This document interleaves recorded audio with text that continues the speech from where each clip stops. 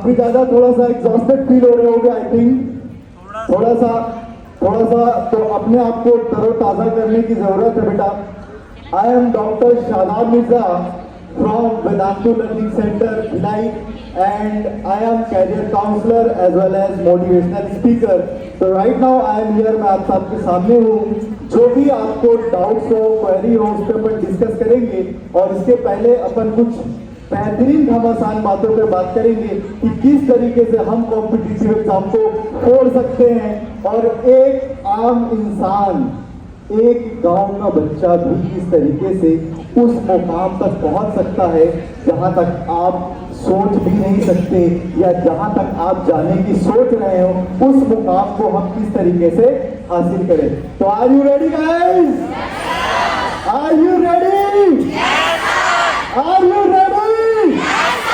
This is the energy of Chhattisgarh and Bhilai, और यही energy चाहिए हमको अपने कॉम्पिटिटिव एग्जाम को फोड़ने के लिए। अगर मैं बात करूं, सबसे पहले बेटा मैं आपको अपने बारे में बता दूं, ये जो एक्सेप्शनल, अगर मैं बात करूं, बहुत खतरनाक डायनामिक जो एनर्जी होती है अपने लाइफ में, उसको क्रिएट करना सबके बस की बात नहीं होती है। और मैंने आज यहाँ पे फील किया है कि इस ऑडिटोरियम में बैठा हुआ हर एक बच्चा वो एनर्जी को फील कर रहा है और आने वाले नेक्स्ट 45 मिनट तक वो फील करेगा और बहुत सारी चीजें यहाँ से सीखेगा।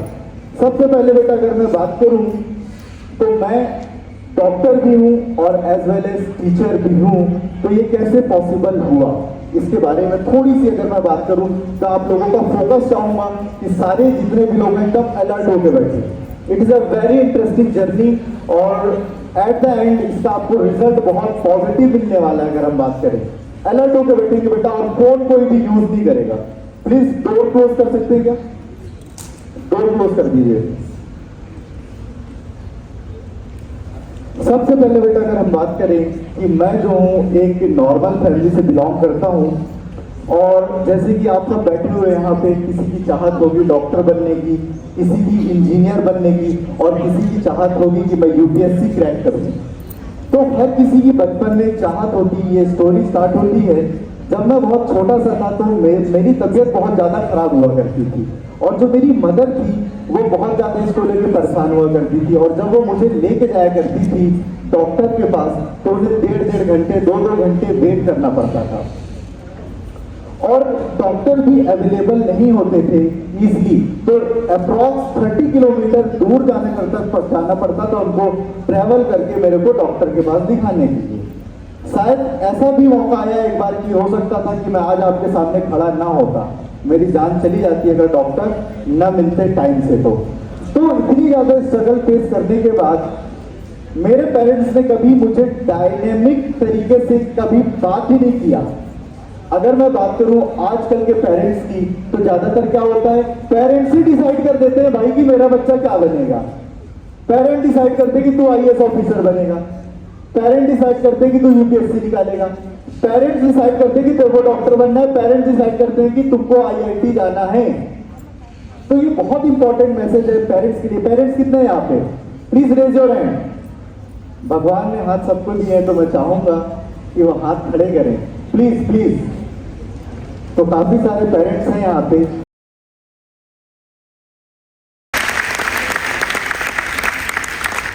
इसी तरीके के साथ कॉम्पिटिटिव एग्जाम के साथ ऐसे मिथ क्रिएट कर दिए गए हैं कि ये टफ है। 25 लाख लोग एग्जाम दे रहे हैं लेकिन सीटें कितनी है? 50,000। कैसे होगा सिलेक्शन? तो क्या होता है, बच्चे के माइंड में क्या चढ़ जाता है, वो चीज टफ है। क्या है बेटा वो चीज? अब जब जिस चीज को तुम टफ मान लोगे, तुम तो क्या, फिर तो ब्रह्मा भी उसको पार नहीं करा सकते। भगवान भी बोलते हैं बेटा प्रैक्टिस तो तुमको करनी पड़ेगी, मेहनत तुमको करनी पड़ेगी, बाकी फल मैं दूंगा ना। योद्धा तो बनो, लड़ो तो सही, फल तो तुम्हारे लिए क्या करेगा, रखा ही हुआ है। क्या बात समझ रहे? अल्टीमेटली क्या होता है कि एक और क्वेश्चन। अब मैं बताऊं, फिजिक्स ज्यादा टफ लगती है या बायोलॉजी? साइंस के स्टूडेंट, फिजिक्स या फिजिक्स बायो से ज्यादा इजी है। कैसा लगा सुन के? कैसा लगा बेटा सुन के? अच्छा नहीं लगा ना? देखो क्या है, अब मैं देखो परफेक्ट मुद्दे पे बात करूं। फिजिक्स आपको टफ इसलिए लगती है क्योंकि कहीं ना कहीं आपको मैथ्स से फोबिया है। मानते नहीं मानते?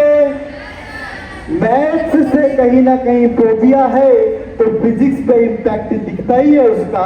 अगर आपका बेसिक कॉन्सेप्ट क्लियर है तो मैं नहीं मानता कि फिजिक्स टफ है बायोलॉजी से। क्या बात समझ में आ रही है? मैं नहीं मानता बेटा, मान ही नहीं सकता ना, क्योंकि अल्टीमेटली जब तक आपके फंडामेंटल्स क्लियर नहीं होंगे आप कैसे डिसाइड कर सकते हो कोई चीज टफ है या इजी है? देयर इज अ वेरिएशन ना। जब मैं क्वेश्चन पूछा कि बताओ फिजिक्स टफ है या बायो, तो कुछ ने हाथ उठाया कुछ ने नहीं उठाया। तो जिनको इजी लग रही है, कभी क्या आपने कोशिश की उनसे जानने की भाई तेरे को इजी क्यों लग रही है, क्या रीजन है? नहीं, आपने कोशिश ही नहीं की। अल्टीमेटली कोई चीज टफ या इजी सिर्फ हमारे परसेप्शंस या हमारी सोच पे होती है। जिस दिन आप सोच लोगे कि हिमालय पे चढ़ना मुश्किल है, तो आज तक कोई भारत से या दुनिया का इंसान हिमालय पे चढ़ नहीं सकता था। लेकिन लोग उस जगह भी भारत का झंडा फहराए हैं जहां तक लोगों की सोच भी नहीं पहुंच सकती। तो आप लोगों के लिए एक बहुत इंपॉर्टेंट मैसेज है कि कभी भी लाइफ में अपने बच्चे को प्रेशराइज ना करें कि बेटा तेरे को ये बनना है, तेरे को इंजीनियर बनना है, तेरे को डॉक्टर बनना है। क्यों? क्योंकि जब आप अपनी सोच को अपने बच्चों में देखते हैं, समझिएगा इस पॉइंट को, जब आप अपनी सोच को जो आप करना चाहते थे वो आप अपने बच्चों में देखते हैं, तो आप क्या करते हैं? उनसे एक्सपेक्टेशन करते हैं। क्या करते हैं? एक्सपेक्टेशन करते हैं। अगर मैं बात करूं, और यही एक्सपेक्टेशन की अगर मैं बात करूं, तो सबसे ज्यादा जो सफर करता है वो बच्चा कर रहा होता है जब वो एग्जाम को नहीं निकाल पाता है, यानी कि अगर उसमें कुछ प्रॉब्लम आ जाती है। तो सही तरीका क्या है इसका अगर हम बात करेंगे, क्या लगता है हमें? अगर अपने बच्चों को गाइड करना है कि बेटा तेरे को डॉक्टर बनना चाहिए, तो you need to tell them the importance of doctor. क्या आप समझ पा रहे हैं मेरी बात? समझ में आ रही? तो यही तो बात है कि आप अपने बच्चों को डायरेक्ट थोप देते हैं कि तुमको ये करना है। तुमको कभी भी कोई चीज थोपनी नहीं है, उनको क्या करनी है? You need to tell them the importance कि डॉक्टर बनने की क्या इंपॉर्टेंस है। अगर आप डॉक्टर बनते हैं तो अपने समाज में आप क्या कर सकते हैं? समझ में आ रहा है? या अगर आप एक आईआईटी से ग्रेजुएशन को पास करते हैं तो आप क्या कर सकते हैं? आपको अपने बच्चे के साथ घुल मिल के डिस्कस करनी चाहिए और कई बार उनसे पूछना चाहिए कि बेटा तू क्या करना चाहता है। Most of the Indian parents, society के लोग क्या करते हैं? पड़ोसी का लड़का ये कर रहा है तू भी वो कर ले, शर्मा जी का लड़का ये कर रहा है तू भी वो कर ले। Why you don't ask with your daughter और सन? आप अपने बच्चे से कभी ये क्यों नहीं पूछते कि बेटा तेरे को लाइफ में क्या करना है, तू क्या करना चाहता है? और अपने बच्चों पे आप कभी भरोसा क्यों नहीं जताते? Most of the parents, result अच्छा नहीं आया, अच्छा नहीं आया, क्यों नहीं आया? फालतू की डांट लगा रहे। अरे भाई उससे पूछो कि बेटा ऐसी क्या कमी थी जो हम पूरी नहीं कर पाए, ऐसी क्या प्रॉब्लम थी, what are the problem you are facing in your exams. हम इस पे बात नहीं करते, हम क्या करते हैं? डंडा ले आओ भैया, चप्पल उठा लो, नंबर कैसे नहीं आए। तो हम प्रॉब्लम पे बात नहीं करते क्या प्रॉब्लम थी, डायरेक्ट उसको क्या करते हैं? ब्लेम करते हैं। जब हम अपने बच्चों को ही ब्लेम करेंगे तो आप क्या एक्सपेक्ट कर सकते हो समाज से कि वो उनको सराहना देगा? क्या एक्सपेक्ट कर सकते हैं कि हमारा समाज उनको सराहना देगा? जब हम खुद अपने बच्चों को नहीं मोटिवेट कर पा रहे हैं तो बगल वाले लोग क्या बोलेंगे? इसीलिए मैं बोलता हूं कि जब कभी भी कैरियर की बात आए तो बच्चों को उनका निर्णय खुद लेने दें। जैसे कि मेरे पेरेंट्स ने निर्णय लेने दिया और उन्होंने मुझे क्या बोला?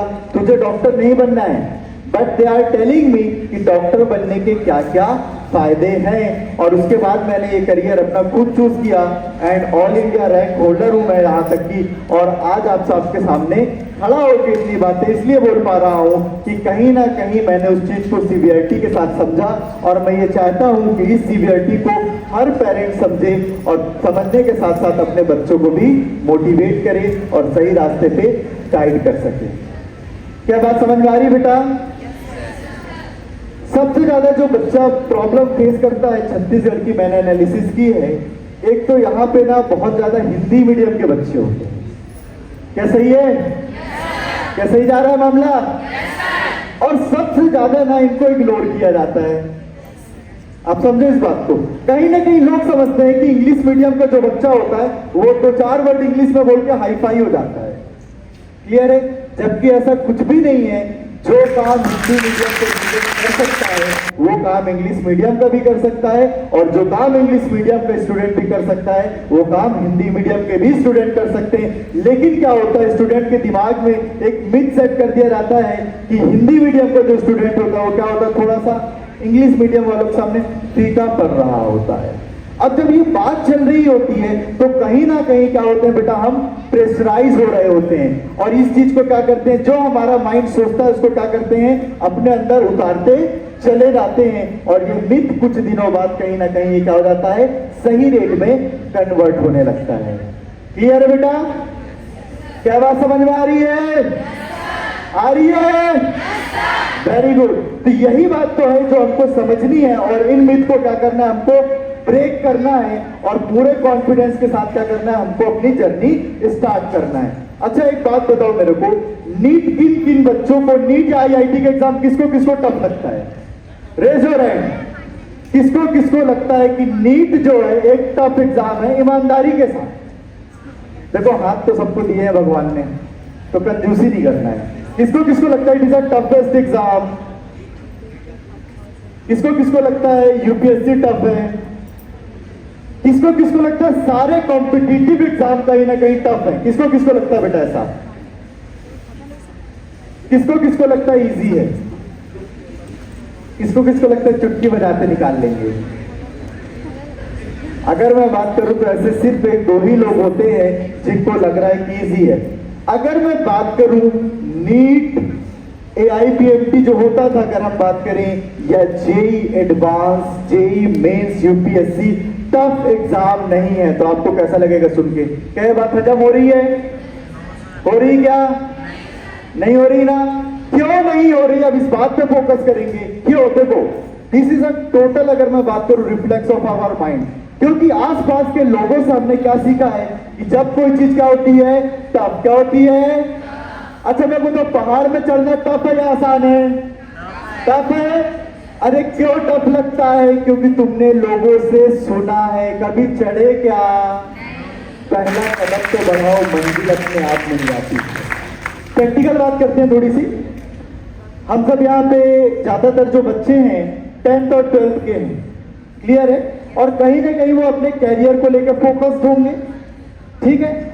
अगर मैं बात करूं कि 99% लाने वाले पूरे देश में लगभग 3 लाख के आसपास लोग हैं। कितने बेटा?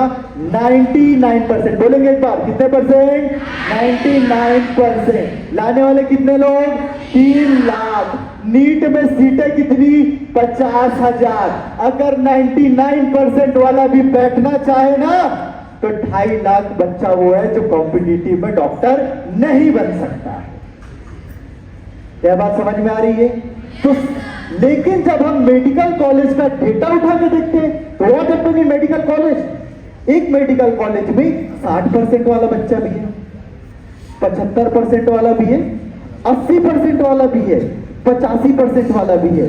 तो क्या ये 70% वाला बच्चा जो है कहीं ना कहीं 90% वाले से, 99% वाले से वीक था कि नहीं था? वीक था या नहीं था? तो मेडिकल कॉलेज की सीट 99% वाला डिजर्व करता था ज्यादा या 70% वाला? लेकिन हुआ क्या? What happened? 99% वाला नहीं जा पाया, और कौन पहुंच गया? 70% वाला। कैसे? देखो बेटा, सबसे ज्यादा इंपॉर्टेंट रोल प्ले करती है अगर कोई भी चीज कॉम्पिटिटिव एग्जाम में, तो वो होता है इंसान का कॉन्फिडेंस। क्या होता है? Confidence, motivation, practice, perseverance, discipline. क्या बात समझ में आ रही है? ये 5 पॉइंट ऐसे हैं जो कि स्टूडेंट की लाइफ में बहुत इंपॉर्टेंट रोल प्ले कर रहे होते हैं। लेकिन होता क्या है, एक एग्जांपल लेते हैं महाभारत से। कौन कौन सुनना चाहेगा? वेरी गुड, सब अपने लिए क्लैप करेंगे एक बार। Very good. सटीक एग्जाम्पल अगर मैं बात करूं, एक तरफ से पांडव, कौन थे बेटा बोलेंगे? एक तरफ से कौरव। क्या बात समझ में आ रही है?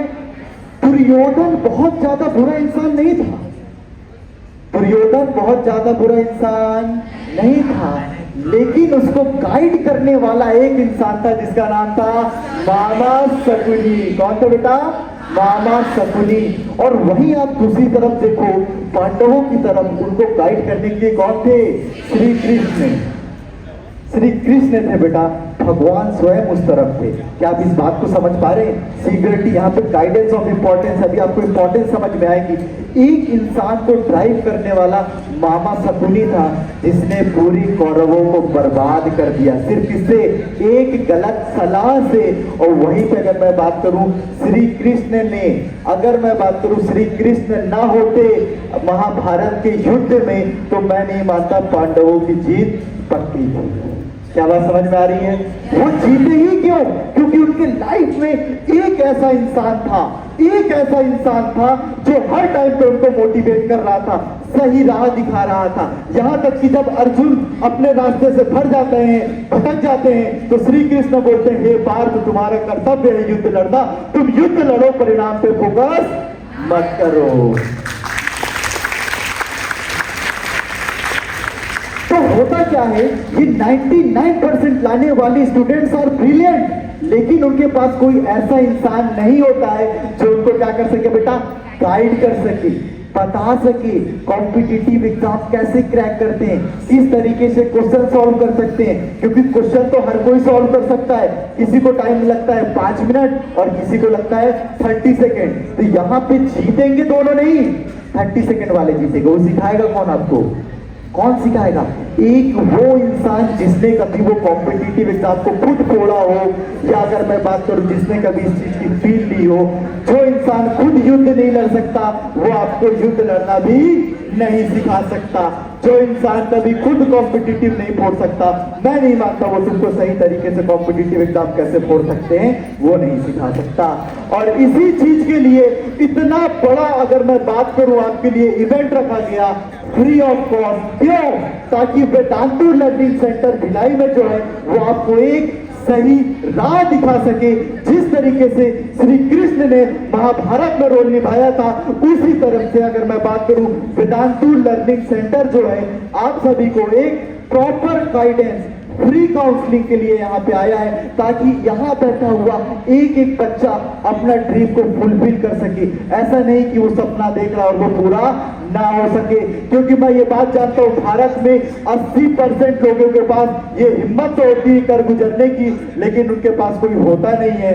कैसे करें बता दो भला, कैसे करें बता दो भला। क्योंकि मैं भी उसी जगह से आ रहा हूं, क्योंकि मुझे भी कोई गाइड करने वाला नहीं था।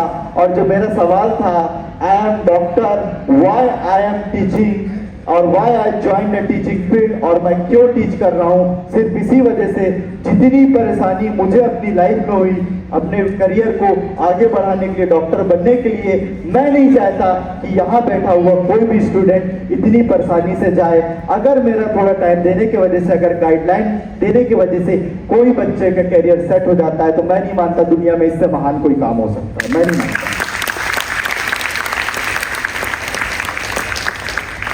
उसके बावजूद आज क्या हो रहा है, रियलिटी ऑफ कोचिंग इंडस्ट्री पे बात करते हैं थोड़ा सा।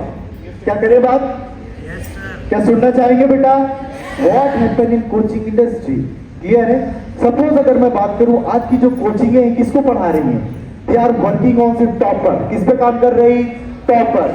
ये रहा टॉपर, इसको पढ़ाना क्या होगा? इजी। क्या होगा बेटा इसको पढ़ाना? बोलो इजी। अरे तो इससे रिजल्ट आएगा नहीं आएगा? आएगा नहीं आएगा बेटा? इससे रिजल्ट आएगा। ये रिजल्ट का क्या छपेगा?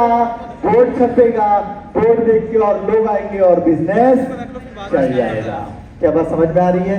लेकिन कोई भी कोचिंग इंस्टीट्यूट इस बात पे बात करने को तैयार नहीं है कि एक एवरेज स्टूडेंट, एक एवरेज जो सिर्फ सोच रहा है, जिसके परसेंटेज बहुत ज्यादा नहीं है, उसको हम डॉक्टर कैसे बनाएं, उस पर हम क्या काम करें, उसके लिए क्या करें, ये सोचने वाला कोई आज नहीं है। दे आर टीचिंग टॉपर्स फटाफट पढ़ाओ, बढ़िया रिजल्ट लाओ, पैसे कमाओ। मैं ये सवाल पूछना चाहता हूँ, ऐसा क्यों हो रहा है? क्योंकि they are converting into a business industry. ठीक है। अच्छा, दूसरा पॉइंट, किसी भी बच्चे को कोचिंग की कभी कोई जरूरत ही नहीं पड़ती। मैं ये मानता हूं किसी भी स्टूडेंट को कोचिंग की कभी जरूरत न पड़ती अगर हमारे देश का एजुकेशन सिस्टम, हमारे देश की व्यवस्था, टीचर टाइम पे क्लास में होते, प्रॉपर पढ़ाते और कॉम्पिटिटिव पे हाई लेवल की क्वालिटी प्रोवाइड करते, तो मैं नहीं मानता स्कूल छोड़ के कहीं और कोचिंग में जाने की जरूरत पड़ती। लेकिन मेरा सवाल ये है, ये हम इमीडिएट बदलाव तो नहीं कर सकते।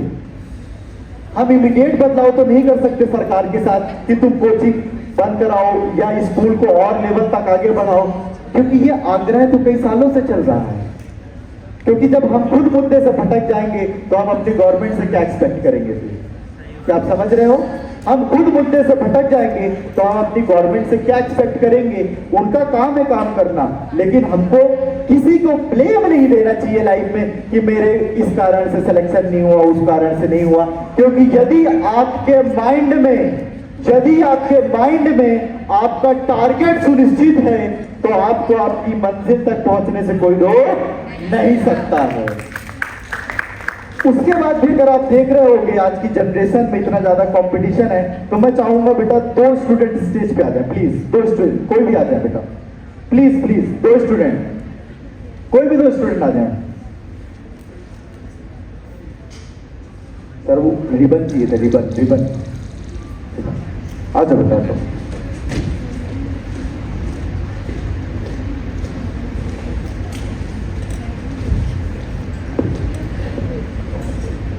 अपन अभी प्रैक्टिकल एग्जांपल देखेंगे। क्या देखेंगे बेटा?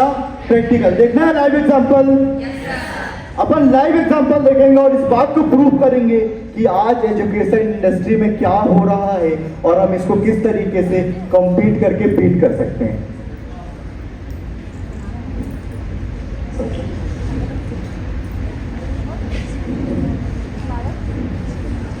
इसको ओपन कर देते हैं, हाँ, लंबा कर दो।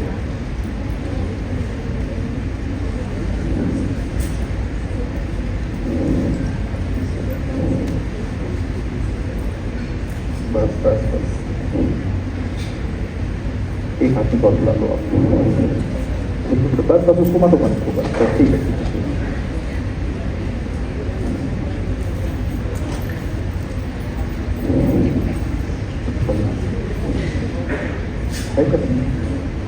उसको रहना करना।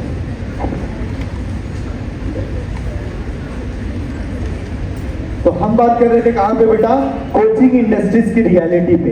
तो कोई भी किस पे काम नहीं कर रहा है, किसी एवरेज बच्चे को किस तरीके से हम आगे बढ़ाएं। हर कोई किसको पढ़ा रहा है? टॉपर्स को, और उसके बाद भी तो सारे टॉपर्स सिलेक्ट नहीं हो पा रहे हैं। क्लियर है? तो अब देखते हैं क्या होता है एक रियलिटी में। ठीक है, कुछ नहीं करना, आप इसको बस पकड़ो, आता हूँ इधर आओ, बस आ जाओ, दोनों इधर आ जाओ। देखेंगे क्या होता है रियलिटी में। सपोज इनका नाम रख देते हैं ए। क्या नाम है? ए। क्लियर है? और आपका नाम रख देते हैं बी। सौरभ और अभिनव, ठीक है, याद रहेगा। क्लियर है? सौरभ और अनुराग। क्लियर है? तो ये अनुराग है जिनके हैंड में क्या है? एक रिबन है। और ये कौन है? सौरभ। क्लियर है? अनुराग एक बढ़िया स्टूडेंट है, एक बढ़िया स्टूडेंट है। बढ़िया स्टूडेंट का मतलब क्या होता है बेटा? जिसका अगर हम बात करें बेसिक्स पूरा क्लियर है, जिसके फंडामेंटल्स बेसिक क्या है? क्लियर है। मतलब उसको वेक्टर आता है, उसको सेल आता है, सारी बेसिक चीजें आती हैं, इंटीग्रेशन डिफरेंशिएशन आता है। 2 बच्चे अगर इंस्टीट्यूट में आते हैं तो क्या होता है? He is a topper. तो कहीं ना कहीं ये क्या होगा? आगे होगा, लीड में होगा, नहीं होगा? होगा नहीं होगा बेटा? होगा ना? मेरे बात का साथ चाहिए, होगा नहीं होगा? और अगर मैं बात करूं, ये एक एवरेज स्टूडेंट है। क्लियर है? और एंड जो है, end of the competitive exam वो है। क्या बात समझ में आ रही है? अगर अभी यहां से चलते हैं, दोनों चलते हैं, तो मेरे को बताओ कौन जीतेगा? अनुराग जीतेगा या सौरभ जीतेगा? कौन जीतेगा? तो यही तो होता है। चलो बेटा एक बार एंड करो, देखते हैं कौन जीतता है। आराम से चलो, नॉर्मल स्पीड में चलो, चलो कंटिन्यू। किसने विन किया? किसने विन किया? अनुराग ने क्या विन किया? क्योंकि जो एक अच्छी लेवल से पढ़ रहा हुआ स्टूडेंट होता है, अगर मैं बात करूं टॉपर, वो कहीं ना कहीं पहले से क्या होता है, लीड लेके रखता है। क्यों? क्योंकि एवरेज स्टूडेंट पे कभी कोई ध्यान नहीं दे रहा होता है। क्लियर है? वहीं पे अगर मैं बात करूं, बेटा पीछे आ जाओ, वहीं पे अगर मैं बात करूं, ये अपना अगर बात करें, सौरभ एक एवरेज स्टूडेंट है। क्या बेटा है? एवरेज स्टूडेंट है। अगर हम इसको प्यार से पढ़ाएं, बैठा के पढ़ाएं और इसकी सारी चीजों को पूरा करें, बेसिक फंडामेंटल क्लियर करें, तो जिसको आता है वो तो रुकेगा, जिसको आता है वो तो रुकेगा ना। भाई साहब की मजबूरी होगी, टॉपर हो गए अपने घर के, क्लियर है, टॉपर हो गए अपने घर के, लेकिन भाई साहब को तो रुकना पड़ा। तो भाई क्या करेगा? धीरे धीरे धीरे धीरे क्या करेगा? बैकअप करके दोनों क्या हुआ, आज एक लेवल पे पहुंच गए। क्या बात समझ में आ रही है? जब ये आप लेवल पे पहुंच गए, अब चलो बेटा, अब यहां पे दोनों बच्चों की बराबर प्रोबेबिलिटी है कि दोनों में से कोई भी जीत सकता है, लेकिन अल्टीमेट जीतेगा वही जिसने ज्यादा मेहनत की होगी। इसलिए सिलेक्शन पूरा का पूरा किस पे निर्भर करता है? आपकी मेहनत पे। तो आप जितना मेहनत करोगे बेटा, आज जितना तपोगे, उतना ही भविष्य में सूर्य जैसे चमकोगे। क्लियर है? अगर मैं बात करूं, एक कहावत याद आ रही है अचानक से मेरे दिमाग में, आगे मैं आपको कहना चाहूंगा,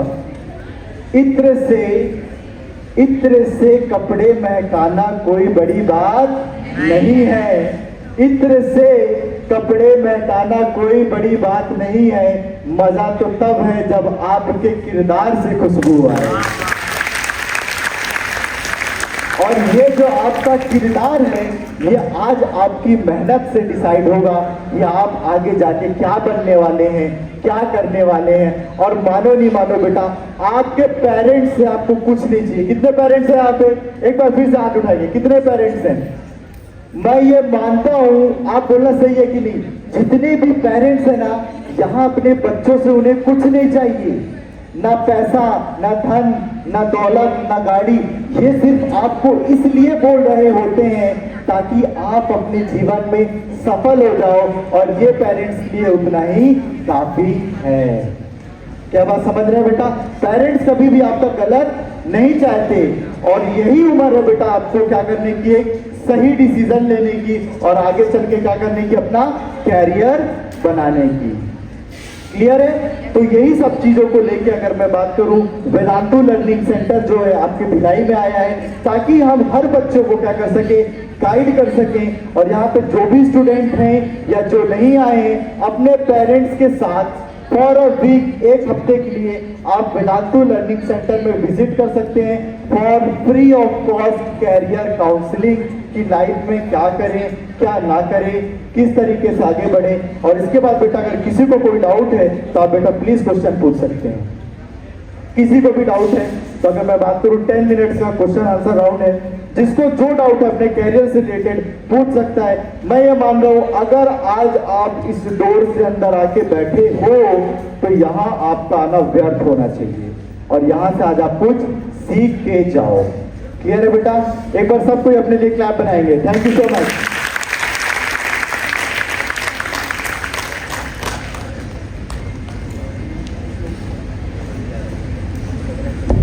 Check one, hello.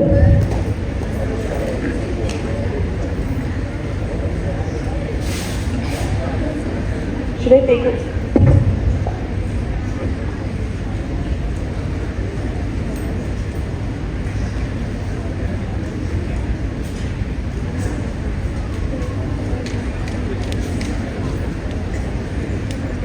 किसी का कोई बेटा जनरल क्वेश्चन है, कोई पूछना चाहता है? सिर्फ 2-3 लोग, बस 2-3 का मैं जवाब दे पाऊंगा क्योंकि टाइम हमारे पास लिमिटेड है।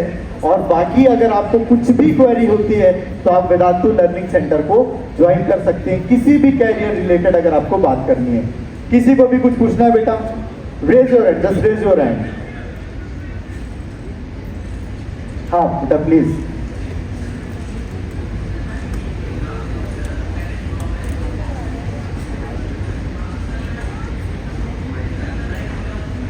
आपका नीट का एग्जाम दिया, आपका सेकंड ड्रॉप है ना? क्वेश्चन मैं बता देता हूँ, मैं समझ गई, सारे से ही समझ में आ जाता है कि अगर मैं बात करूं, क्वेश्चन ये है कि मेरा नीट का जो है सेकेंड ड्रॉप है और तैयारी चल रही, थोड़ा डर भी लग रहा है कि सिलेक्शन होगा या नहीं होगा, तो उसके लिए खुद को कैसे मोटिवेट करके रखें।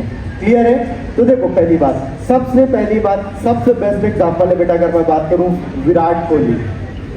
सबसे बेस्ट एग्जांपल कौन है? Virat Kohli, royal challenger. अगर मैं बात करूं बैंगलोर से, बैंगलोर ने आज तक कभी भी अगर हम बात करें आईपीएल का फाइनल नहीं जीता। तो क्या विराट कोहली ने खेलना छोड़ दिया?